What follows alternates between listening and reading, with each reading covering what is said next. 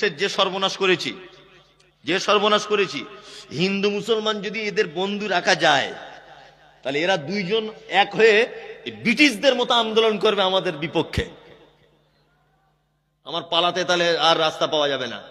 ওই জন্য সর্বক্ষণ হিন্দু মুসলিমকে আলাদা করে রেখে দিয়েছে।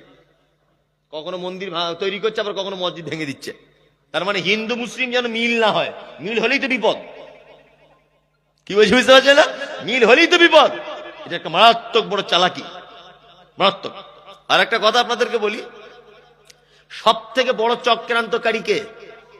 কে? আল্লাহ। কে? আল্লাহ। আপনি যতই চক্রান্ত করেন, সমস্ত চক্রান্ত ফাঁস করে দিবে কে? আল্লাহ।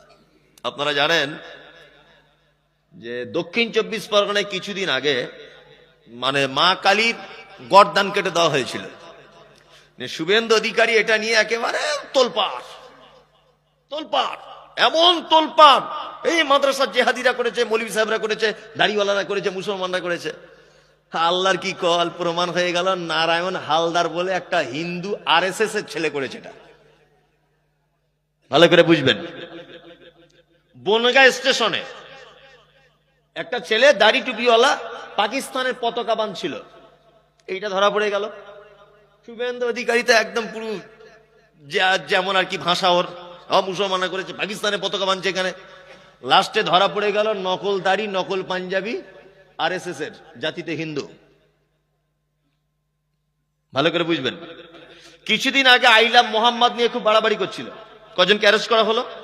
আর আমাদের মুসলমানরা তো আবেগে চলে, আবেগ না, আবেগ। মানে আমি একটা জিনিস অবাক হয়ে যাচ্ছি, এত আবেগ বেশি আমাদের মুসলিমদের যে ভালো মন্দ বোঝার ক্ষমতা হারিয়ে ফেলেছে। যে কোনটা ভালো আর কোনটা মন্দ এটা বুঝে নাও, আবেগে ভাসছে। আল্লাহু আকবার, আবেগ বেশি আমাদের। তা কথা হচ্ছে নিয়ে এবারে আইলা মোহাম্মদটা লেখা হলো, যখন অ্যারেস্ট করা হলো, মুসলমানরা তখন বলছে ওরে বাবা, আইলা মোহাম্মদ লিখেছে বলে অ্যারেস্ট করা হবে। এরা খেপে গিয়ে রাস্তায় সব ফেস্টুন টাঙিয়ে দিল আইলা মোহাম্মদ। আপনাদের এখানে টাঙিয়েছিল ব্যানার, অনেক জায়গায় টাঙিয়েছে, রাস্তাঘাটে দেখতে পাচ্ছেন না? আইলা মোহাম্মদের ব্যানার টাঙিয়ে দিল। ব্যানারটা ঝড় বৃষ্টিতে পড়ে গেল নিচে, ওর উপর দিয়ে কুকুর হেঁটে চলে গেল। আচ্ছা বলুন তো, এবারে নবীর সম্মান বাড়লো না কমলো? এই যারা এই কাজ করেছে, আইলা মোহাম্মদ মোবাইলে পোস্ট করেছে, এদের পাছার চামড়া তুলে দিতে হবে। তুমি আইলা মোহাম্মদ লিখে মোবাইলে পোস্ট করতে গেলে কেন? একটা অন্য ধর্মের মানুষ তো তোমার নবীকে গাল দিতে পারে। কি দরকার তোমাকে এত চুলকানি করার? কি দরকার তোমাকে ফেস্টুন লাগানো মোহাম্মদের? ওই ফেস্টুনটা কাল ছিঁড়ে গেলে ওই ফেস্টুন মধ্যে কুকুরে হেঁটে যাবে, তো নবীর সম্মান বাড়লো না কমলো?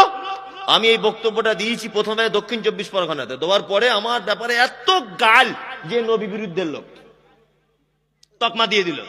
আল্লাহর কি কল, 21 দিন পরে আমি দেখতে পাচ্ছি যে যাদেরকে মোহাম্মদ বলে অ্যারেস্ট করা হয়েছিল, একজনা মুসলিম নয়, 5 জনাই আরএসএস এর হিন্দু। সাম্প্রদায়িক দাঙ্গা বাঁধাবার জন্য এটা করেছিল। তার আগে ছিল বিহারের ভোট, তারপরে মনে আছে হিন্দু মুসলিম বিহারে একটা সাম্প্রদায়িকতা বাঁধানোর জন্য এটা চক্রান্ত করা হয়েছিল। এটা ফাঁস হয়ে গেল। এখন শেষ ফাঁদ পেতেছে এসআইআর করতে হবে। ঘর মে আগ লাগি হ্যায় ঘর হি কি চিরাগ সে। শুভেন্দু খুব বড় বড় লেকচার মারছিল, এখন ওর বাড়ির পাশে 350 লোকের নাম বাদ, একজন মাত্র মুসলিম। খেলা সামলাও। বিহারে 4.5 লক্ষ লোকের নাম বাদ, মাত্র 78 জন মুসলিম, 3 জন রোহিঙ্গা। 4.5 লক্ষের ভিতরে কত মুসলিম? 78 জন। ঠেলা সামলাও। মানে অপরের জন্য গর্ত খুঁটলে গর্তে পড়তে হয় কার? নিজে। কি বললাম বুঝলেন না? এসআইআর টেসআইআর এসব থাকবে না। আমি মমতাজুল ইসলাম বলছি, লিখে নেন, এটা থাকবে না। কারণ যাদের জন্য গেঁড়া কল করেছিল, এখন বিপদ ওদের বেশি হয়ে গেছে। ওই জন্য দেখবেন বলবে এসব করে আর লাভ নেই, আমরা সবাই ভালো, আমরা সবাই মিলে ঝিলে থাকি। তার মানে কি, গেঁড়া কলে ফেসেছে তো কিছু করার নেই। এখন আর নতুন করে এসআইআর নিয়ে কেউ কিছু বলছে দেখছেন? আর কোনো কথা নেই। আর আমাদের মুসলমানদের যাদের নাম বাদ গেছে, আমাদের কিছু বদমাইশির জন্য বাদ গেছে। বদমাইশি কি? বেটার নাম রেখেছে মোহাম্মদ আসগার আলী লস্কর তরফদার। অরিজিনাল কথা বলছি, মোহাম্মদ শফিউর রহমান সরকার তরফদার। আচ্ছা, এই নাম কেউ লিখতে পারবে? লিখতে পারবে না তো, হবে না। নামের গন্ডগোলের কারণে নাম বেশি বাদ গেছে। হাদিস কোরআনে কত ছোট ছোট নাম আছে, নাম রাখুন আব্দুল্লাহ, শর্ট নাম আব্দুল্লাহ। আদিল, মেয়ে হলে নাম রাখুন আয়েশা, খাদিজা, ভুলে কোনো জায়গা নেই। আর মুসলমানদের আর একটা দোষ কি, আমার নাম মমতাজুল ইসলাম, আবার আমার ছেলের নাম লেখার সময় লিখছি তামিমুল শেখ তামিমুল ইসলাম। এ শেখ কোথা থেকে এলো? এ কোথা থেকে এলো? এই ব্যাপারগুলো আগেকার মানুষ যা করেছে না জানার কারণে। নতুন বাচ্চা কাচ্চা হলে খুব সাবধানে নামটা রাখবেন। আগামী দিন আরো খারাপ আসছে, আগামী দিন কি আরো খারাপ আসছে। সচেতন ভাবে থাকবেন, খুব স্ট্রং ভাবে থাকবেন, যে আমার ভুল ধরবে কি আমি তার ভুল ধরবো, এরকম হয়ে থাকতে হবে। তবে টেনশন করবেন না, 2002 সালের ভোটার লিস্ট দূর কি বাত হয়। মুহাম্মদ সাল্লাল্লাহু আলাইহি ওয়াসাল্লাম বলেছেন, কুল্লু আজমিন ইয়াকুলুত তুরাব। মানুষের মাটির এত পাওয়ার, মানুষকে তার ভিতরে দিলে মাটি একেবারে খেয়ে চৌচির করে দেয়। ইল্লা আজমি জামবে। তবে শোনো, মানুষের শরীরে একটা হাড্ডি আছে, কিয়ামত পর্যন্ত কবর খেতে পারে না, কিয়ামত পর্যন্ত কবর খেতে পারে না। তার মানে বুঝতে পারা যাচ্ছে পুরাতন কবরস্থায় কবর খুঁড়লে একটা দুটো হাড্ডি পাওয়া যায়, যায় কি যায় না? তারপরে আল্লাহ নবীর কথা সত্য, এটা আপনারা বিশ্বাস করেন? নবীর কথা সত্য বিশ্বাস করেন? 2002 সালের ভোটার লিস্ট দূরের কথা, আমার দাদুর দাদুর কবর থেকে হাড় বার করে ডিএনএ টেস্ট করে প্রমাণ করবো আমি মমতাজুল দেশের নাগরিক। তুমি কি করবে? তুমি তো চিতায় পুড়িয়ে দিয়েছ, তুমি কি করবে? হ্যাঁ, তোমার তো আগুনে ঝলসে শেষ হয়ে গেছে। আমাদের গেঁড়া কল করতে এসো না, আমরা কবর থেকে হাড্ডি তুলে প্রমাণ করবো ডিএনএ টেস্ট করে আমরা দেশের নাগরিক। তুমি কি করবে করো। কি বলছি বুঝতে পারছেন না? হ্যাঁ, ওই জন্য বলছি কোন রকমের যারা ইমামদার মুসলিমদের বিপক্ষে দাঁড়িয়েছে, আল্লাহর পক্ষ থেকে তারা ধ্বংস হয়েছে। সময়ের অপেক্ষা, ধৈর্য ধরুন, ধৈর্য ধরুন, সময় কথা বলবে, ধৈর্য ধরুন। আর নিজের ইমানটাকে কি করুন, মজবুত করুন। ইনশাআল্লাহ দেখবেন আল্লাহ আপনার পক্ষ হয়ে আপনাকে বিজয় দান করবে ইনশাআল্লাহ। এই শুনুন শুনুন শুনুন, বসুন, বসুন। 12:30 বাজে, আপনারা চলে যাবেন, 12:35 হয়ে গেল, চলে যাবেন। শীতকাল, আমি আপনাদেরকে বিরক্ত করছি না। এবার একটা ছোট্ট কথা, উপদেশ আপনাদেরকে আমি দিই। উপদেশ কি? আচ্ছা বলুন তো, একটা দেশকে বাঁচাতে পারে কারা? বলুন, একটা দেশ, এই দেশকে বাঁচাতে পারে কারা? দেশের সেনারা। সেনা দুর্বল হলে দেশ দুর্বল, তাই না? আচ্ছা বলুন, ইসলামের সেনা কারা? কারা ইসলামের সেনা? কারা?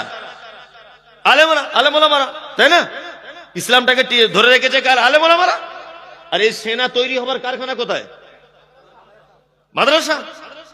কোন দেশ যখন আর একটা দেশে যখন আক্রমণ করে, দেখবেন সেনা ঘাঁটিতে আক্রমণ করে, পারে না? সেনার ঘাঁটিতে আক্রমণ করে, কারণ সেনাগুলোকে মারতে পারলে দেশটাকে দখল করা খুব সহজ। ওই জন্য দেখবেন ভারতবর্ষের সরকার অন্য কোন জায়গায় টার্গেট নেই, মাদ্রাসা। তার মানে সরকার জানে যে এইখান থেকে ইসলামের সেনা তৈরি হয়, এই সেনার কারখানা আগে ভাঙতে হবে। কি বললাম বুঝলেন? সরকার সব থেকে বেশি রাগ এই সেনার কারখানা ভাঙার জন্য। আচ্ছা এবার বলুন, আমাদের এই সেনা যদি দুর্বল হয়ে যায়, তাহলে আমরা টিকে থাকতে পারবো? আপনার মায়ের জানাজা পড়াবে কে? বাপের কে পড়াবে? বেটির বিয়ে কে পড়াবে? ছেলের আকিকা কে? ছাগল জবাই করবে কে? তার মানে এই সেনার কারখানা ছাড়া আপনি বাঁচতে পারবেন না। এই সেনার কারখানাগুলো টিকিয়ে রাখার দরকার আছে না নেই? আছে। যে কোনো মূল্যে সেনার কারখানা বাঁচাতে হবে। আমি আপনাদেরকে ছোট্ট একটা টিপস দিয়ে যাচ্ছি। মসজিদের জন্য চাঁদা আদায় করতে এলে কোথাও থেকে 10 টাকা দেবেন, 20 টাকা দেবেন, 200 টাকা দেবেন, আপনার ক্ষমতা অনুযায়ী। মাদ্রাসার জন্য যদি কোথাও চাঁদা তুলতে কেউ যায়, তাকে দেখলে 2000 টাকা দেবেন ক্ষমতা থাকলে। কারণটা আপনাকে বলি, মসজিদে আপনি 10 কুইন্টাল রড দান করেছেন, রড ঢালাই হয়ে গেল। আচ্ছা বলুন, এই মসজিদটা 100 বছর পরেও সংস্কারের জন্য আবার ফের ভাঙা হবে কি হবে না? ভাঙা হবে মসজিদ, আবার ওই জায়গায় নতুন মসজিদ হবে, বিল্ডিং ধসে পড়বে, সিমেন্ট বালি ক্ষমতা কমে যাবে, তাই না? তাহলে আপনার 10 কুইন্টাল রড ওটার দ্বিতীয়বার কাজে লাগবে না ভাঙড়ির দোকানে যাবে? ভাঙড়ির দোকানে চলে যাবে। তাহলে আপনার 10 কুইন্টাল রডের নেকির লংজিভিটি 100 বছর ধরে নেন, তাই তো? তারপর আপনার নেকি শেষ। রড দিয়েছে কে? না ফজলুল হক রড দিয়েছে। আবার ফজলুল হকের নেকি শুরু হলো। ভালো করে বুঝবেন। আপনি ভাদু মাদ্রাসায় 200 টাকা দিয়েছিলেন, 200। ওই 200 টাকায় 2টো ইট কেনা হয়েছিল, আর ওই একটা বিল্ডিং এর সাইডে 2টো ইট গাঁথা আছে। ওই রুমে বা ওই মাদ্রাসায় পড়ে একটা ছেলে কোরআনের হাফেজ হলো, ও আর 5 জনকে হাফেজ করলো, সে আরো 5 জনকে করলো, সে আরো 5 জনকে করলো। বলুন কিয়ামতের আগের দিন পর্যন্ত কোরআন পড়ার এই সিলসিলা জারি থাকবে কি থাকবে না? থাকবে। তার মানে পৃথিবীতে একটি মাত্র জায়গায় দান করলে কিয়ামতের দিন পর্যন্ত নেকি পাওয়া যায়, তার নাম মাদ্রাসা। কি বলছি বুঝতে পারছেন? আমি যে মাদ্রাসায় পড়েছি, ওই মাদ্রাসায় আমাকে খাওয়ার জন্য যারা দান করেছিল, ভালো করে বুঝবেন, যারা দান করেছিল, আমি সেই মাদ্রাসা থেকে আলেম পাস করেছি।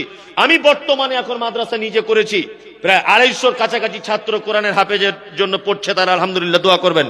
এই 250 জন আমার পক্ষ থেকে, তারা আল্লাহ আমাকে দিয়ে করাচ্ছেন, হাফেজ করাচ্ছেন তাদের। তারা 250 জন আরো এরকম কত হাজার হাজার হাফেজ করবে। যত হাফেজ কিয়ামতের দিন পর্যন্ত হবে, আমি যে মাদ্রাসায় পড়েছিলাম, এই মাদ্রাসায় যারা দান করেছিল সবাই নাকি পাবে, কিয়ামতের দিন পর্যন্ত নাকি পাবে। সাদকা জারিয়া, সিলসিলা জারি। আর মসজিদে দান করেছেন, কত বড় বোকা। নিজের গ্রামে মাদ্রাসায় 500 জন ছেলে খেতে পায় না, ও এইখান থেকে মাথায় করে ইট নিয়ে যাচ্ছে। ভাবতে পারছেন আপনি? ও এইখান থেকে ইট নিয়ে যাচ্ছে মাদ্রাসায়, মসজিদে। অথচ এই মাদ্রাসায় 500 জন ছাত্র এইখানে কোনোদিন ভুল কেউ দেখে না যে 1 টিন তেল দিব মাদ্রাসায়, 1 টিন তেলের দরকার, এটা দেবো, এই চিন্তা ভাবনা নাই। আল্লাহ তুমি আমাদের সঠিক বোঝার সুযোগ দাও, আর বোঝার তৌফিক দান করো। নিজের টিনের মসজিদ, শীতকালে ভিতর দিক দিয়ে পানি পড়ে, এক ওয়াক্ত মসজিদে যায় না, অথচ ওই লোকটাকে দেখছি ইন্ডিয়ান পতাকা কাঁধে নিয়ে ছুটছে রাস্তা দিয়ে। কি ব্যাপার গোলাম হোসেন? বলছে অমুক জায়গায় 2টি ইট নিয়ে যাচ্ছে। কি অবস্থা! মানে ওখানে মনে হয় জান্নাত পড়ে আছে, গেলেই পেয়ে যাবে। আল্লাহু আকবার। আমি বিরোধিতা করছি না কোনো জিনিসের, ভাবতে বলছি আপনাকে। ভাবুন, আপনি কোন বিবেকের লোক, কোন বিবেকের মানুষ আপনি ভাবুন। যারা বসে আছেন আপনারা দয়া করে, আমি যদিও তেমন ভাবে আদায় করতে পারি না, তারপরে আপনাদের কাছে অনুরোধ যে আপনারা মাদ্রাসার জন্য আল্লাহর রাস্তে আপনারা কিছু দেন। শেষ রাত্রিতে, অনেক রাত হলো, আপনারা কিছু দেন, 1000 2000 যা পারেন। আমি জানি আপনারা খুব দিয়েছেন, আলহামদুলিল্লাহ খুবই দিয়েছেন। আপনারা আবার বলছি, আপনারা আবার কিছু দেন, আল্লাহর রাস্তে দেন। যদি থাকে 2000 1000 আপনারা দেন, আল্লাহর রাস্তে দেন। কেউ যদি পারেন তো মাদ্রাসায় দেন। আছে যে আমি 200 টাকা 500 টাকা দিব, আল্লাহর রাস্তে দিব? কেউ আছেন এরকম? থাকলে দেন। আপনি চলে যাচ্ছেন কেন?